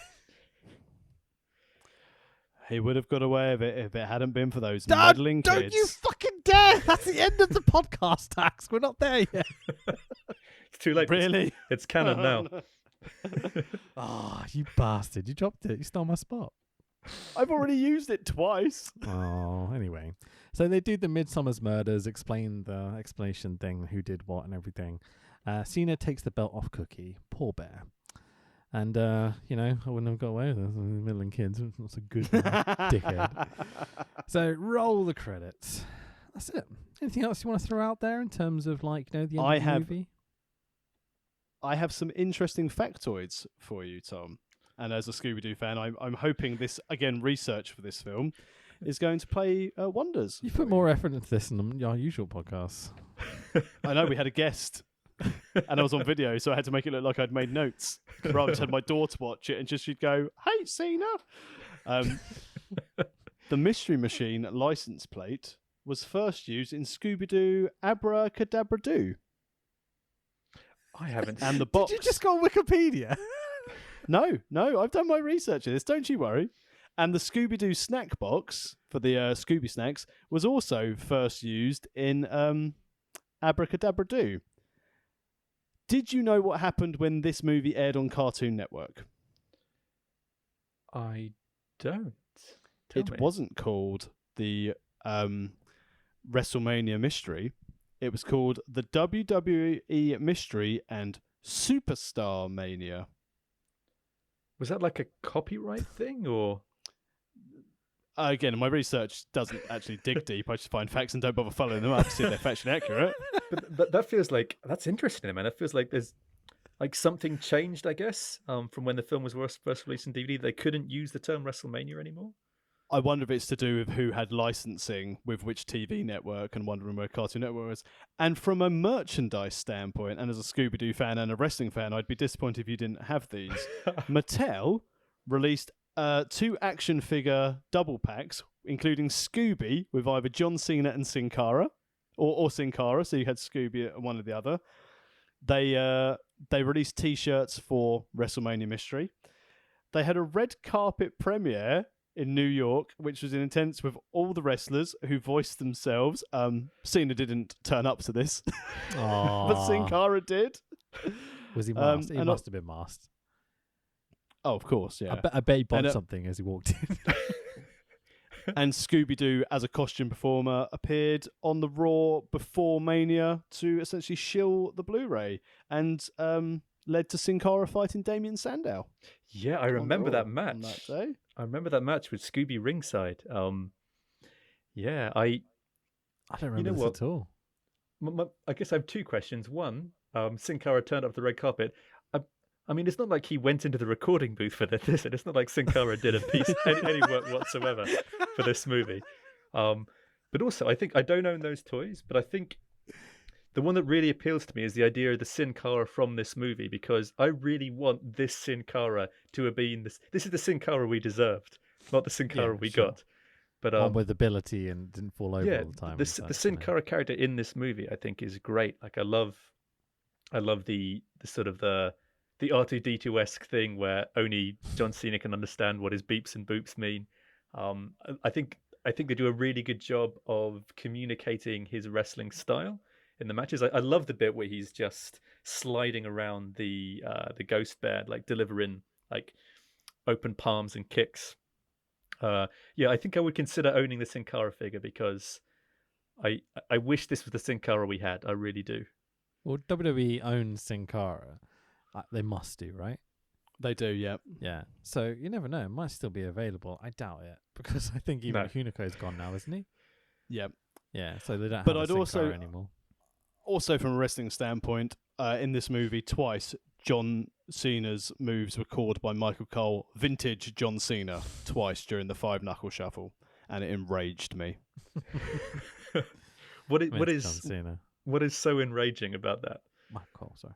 It's because it's Michael Cole. You hear his voice and you just want to stab people, you know. It's just all I'm going to say now is when Retribution debut, and he just says in the first week, "Oh, that's vintage slap pack, vintage flat pack."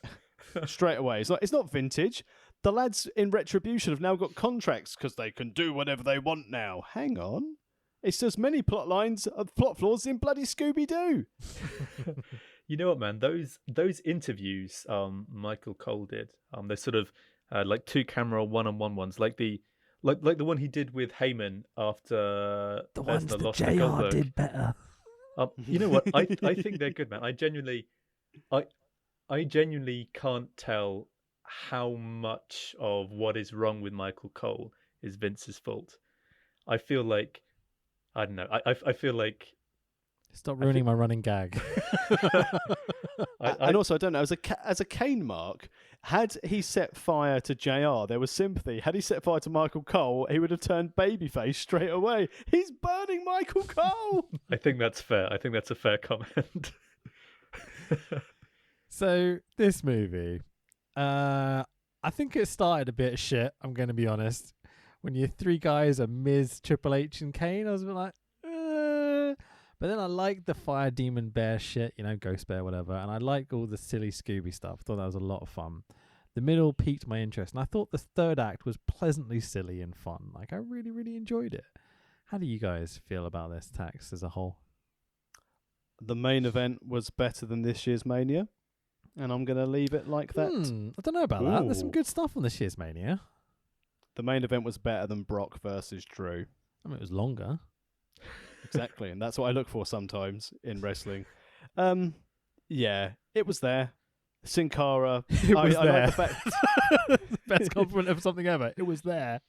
Sin Cara, Brodus Clay, Santino Marella, all the big tippy top stars. Randy Orton was shitting in someone's handbag at that time, so he couldn't be booked for it. Was doing like the Marine 5 or something at that time. I can't believe they got Santino, man. What a What a win. get. Yeah, what a 2 get. lines in the whole movie, maybe? maybe more? I'm trying to think of the moment Santino's. I didn't mention him this whole podcast, I think. I feel like he damaged the film's credibility by being there. He did the serpent thing. What's it called? Cobra. The Cobra. Yeah, and the opening I sequence wa- I where he screws wonder- over a jobber. I wonder if it was one of the things that negotiate into another contract. They're like, and I want to do a movie. Okay, you can do a movie. Do we think Sin Cara got paid for an appearance fee on this? No, because it's not him. It's his likeness, and he didn't even say anything. It was just a WWE lucha character. It's not until you pointed out. I was like, oh yeah, why would he get paid for this movie? I don't know. When Santino's backstage going, I got paid more than you. Oh yeah, sure. Oh man, when when Santino Marella is higher up the pecking chain than you are, man, that's a sorry place to be. Sin Cara's in the movie a shitload more than Santino, but yeah, it is what it is. Yeah, I genuinely liked Sin Cara in this film. I think he was one of the highlights of the action sequences. Sure. Don't see Santino with a dual pack Mattel toy of Scooby-Doo, do you? So here on this lovely podcast of ours, we rate stuff as cornflakes, okay, not stars, because we're not Dave Meltzer, but it's the same rating system. I think no, definitely isn't. Whatever. So I gave this 2 because I was like, there's moments I enjoyed, but it didn't really pique my interest much. How about yourself, Tax? I'm going with 2 purely because the actual animation of everything, how it all blended together, was really, really good. The music, as you said, was fine throughout. It was a classic Scooby-Doo filtering in WWE characters. Cool. I'm assuming this is 5 for you, Tom, right? I would say 3. Okay. 3 stars. It is a solid Scooby-Doo movie that I think, although it is clearly aimed at Scooby-Doo fans to introduce them to WWE, still has enough bits and bobs in there, which like I can enjoy as a wrestling fan as well. The only reason it's not getting 4 is because it's definitely not a 5-star movie, and there are Scooby-Doo films I've enjoyed more than this one. But a solid 3. What's the best Scooby-Doo movie ever? Go on. The best... Well, Curse of the Speed Demon, the sequel, is better than WrestleMania Mystery. Okay. Is that a WWE one as well? Yeah, it's got The Undertaker in it. The Undertaker is... I think you have to watch that film only because you will never see The Undertaker voiced by The Undertaker the way you see him in Curse of the Speed Demon. I'm not paying another £5.50 on Prime for this. Another Scooby-Doo movie. Rent it for $2.49. So you could have rented it for $2.49 like I did, yeah. But it is definitely, it's worth seeing because never before and never again will there be an Undertaker performance like the one in Curse the Speed Demon. But in terms of what the best Scooby-Doo animated movie is, that's a very tricky question. I don't know, man. My only experience is like, the old cartoons as a kid. Like, it's where it's essentially the same plot every time. There's good ones and there's not so good ones, you know what I mean? But I always enjoyed it. I always watched it. As a Scooby-Doo fan, where the hell does Scrappy-Doo... Was he literally just like a TV series shit can and we don't let him anywhere near the movies because he's a liability? Scrappy-Doo was, he was around for a long time. Like they made I think about 3 different series that had Scrappy-Doo in them. He was in the sort of Scooby-Doo and Scrappy-Doo show, which were these sort of short 5-minute cartoons. I think he was in the one with the 13 Ghosts of Scooby-Doo, which had Vincent Price, genuinely the actual Vincent Price voicing a character. No, sure. But Scrappy-Doo never made it to the silver screen. He's like the Enzo Amore of Scooby-Doo. Only hopefully a little more morally upstanding. You telling me that his rap album? There isn't a Scrappy-Doo movie at all? Scrappy-Doo does have a role to play in the first live-action Scooby-Doo film. But it is very much... he does. I've seen that film. It's very much making fun of how much everybody hates Scrappy-Doo. Yeah. I would say generally, I can't tell you the best Scooby-Doo movie. The best Scooby-Doo product out there is What's New Scooby-Doo, which was I think it was the late 90s, early noughties Scooby-Doo cartoon. Is better than the original series. Very, very funny. What's New Scooby-Doo is the best Scooby-Doo product out there for sure. Cool. And I'm including his match ringside against Sandow. Even better than that. Even better than his performance there. Nice. All right, let's round this up because it's getting on. That's a good hour and 40 odd minutes pod, boys. Well played. Yeah, 20 minutes longer than the actual movie. That's the best thing about podding, you know. I don't know why I said that. That makes no sense. Anyway, let's move on. So I'm at Fanboy Rich on Twitter. What are you, Tax? I'm at the Tex Williams on Twitter, Facebook, and Instagram. Go and follow our good friend of the show, Coach Wicked, at SetGo Gym Plus. He's the reason why I've got outlines to abs now. Awesome. Just promoting our friend's stuff, you know. Lovely. Yeah, you can find Tom's stuff. Your CBW Creative on Twitter, right? Yes, at CBW Creative. It's a kayfabe account. Yeah, absolutely. But you can find you on No Rolls Barred and Parts of Unknown, and all sorts of stuff. It's good stuff, man. You can employ you as well, like, can't you? If you want to do Dungeons and Dragons and stuff? Yes, you can. I've functioned almost exclusively on word of mouth. I'm a terrible self-promoter, so there is no website to direct you to. I'm aware. That's why I said it with can I do it this way? But I guess if you just send us a message, we'll feed you on to Tom, because you do all sorts of stuff like parties and events and stuff, don't you? Yes, I'm sort of definitely branching out into like education, corporate entertainment, and a little bit of therapy at the moment as well. I think more people are looking to get into this sort of stuff as well. It's so much fun. I absolutely adore it. It's really fun to produce. And especially as we're heading for a some degree of lockdown here in England, guys and girls, it's a great way to actually spend your time. Again, I've not watched parts of No Rolls Barred and Parts of Unknown, but I have played D&D in the past, and if you want to have something to do during a lockdown, or even just with your mates in an evening, if you can't get a group together, give Tom a shout. Fucking A. Right, World of Wrestling Podcast, best place. Just subscribe, you plebs. You love it. Let's call it a night, boys. Bye-bye. Say goodbye. Oh. It's audio. What a finish. What are we covering next week? What are we doing on next week's show? Okay, are we going to start the big old series next week? Oh, the Nitro run. Do you want to, or do you want to do something else? No, let's do the Nitro run. Okay, so let me just quickly double check if I got my notes here. So we are going to do a run of WCW Nitro. Not just, so basically this came from, we've done a few trilogies over the years, which are basically, we pick 3 shows that revolve around, say, Bret and Owen Hart, for example, and we do 3 shows. Or what other trilogies have we done, Tax? I can't think off the top of my head. Oh, we've done the Brian Pillman trilogy. We have, so we've done early Brian Pillman, a mid Brian Pillman, and right one at the end of his career. So, but we've never done like full storylines. Now, which storyline is it that these shows evolve around? It's not the Dungeon of Doom, is it? No, this is the build up to the formation of the NWO. I was just double checking because I was looking at the dates going, 96 is too late. So yeah, we booked this ages ago. I forgot about it completely. So yeah, so we're going to basically do all the shows that lead up to the formation of the NWO, where Hogan's the third man and everything. So we're going to start on the 19th of May in 1996 with WCW Slamboree 1996. And we are going to do the next 4 Nitro shows. We're going to do the Great American Bash 1996. We're then going to do 3 more Nitro shows and the Bash at the Beach 1996.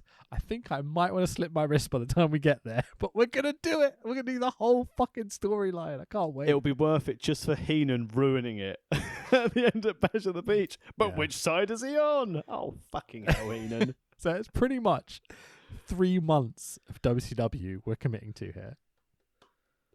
What a lovely early Christmas present. Yeah, if you're a listener to the regular pod and you don't like WCW or when we talk about it, which is very weird because that's basically all we talk about, then just skip over the next 3 months and come back in like around Christmas time. We'll get back on other stuff then.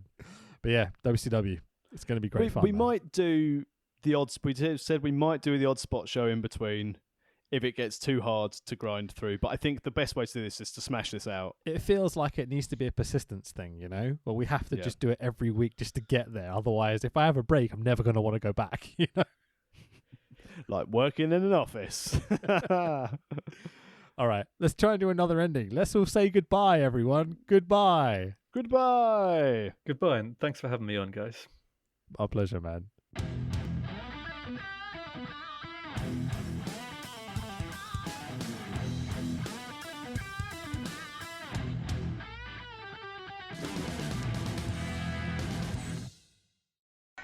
you guys are, the better the wrestlers will perform for you tonight. And that's why I kicked your leg out of your leg.